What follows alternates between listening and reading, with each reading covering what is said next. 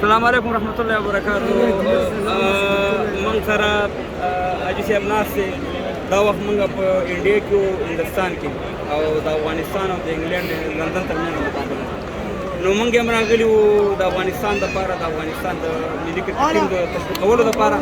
کاکا به درته ځان معرفي کړي چې د کوم ځای نه راغلی د خیر او څه نوم یې؟ حاجي صاحب محمد عمر، حاجي صاحب محمد عمر، ولایت کابل، اوسېږي په لوګر کې. صحیح ده. صحیح لوګر، ولایت کابل ده، اوسېږي په کابل کې، نو د صحیح لوګر یم. صحیح صحیح.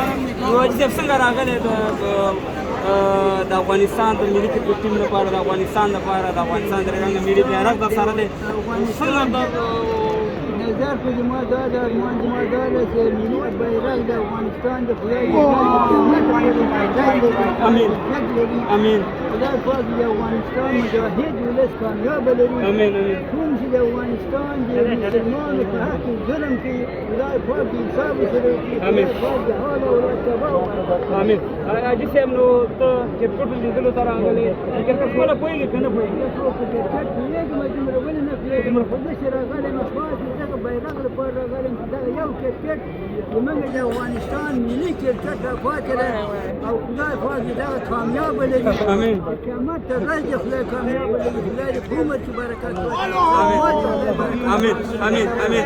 نو زه خپل هم خوشحاله شوم چې دغه شانې مشران راځي موږ تشویق کوي، د افغانستان ملي کرکټ ټیم تشویق کوي.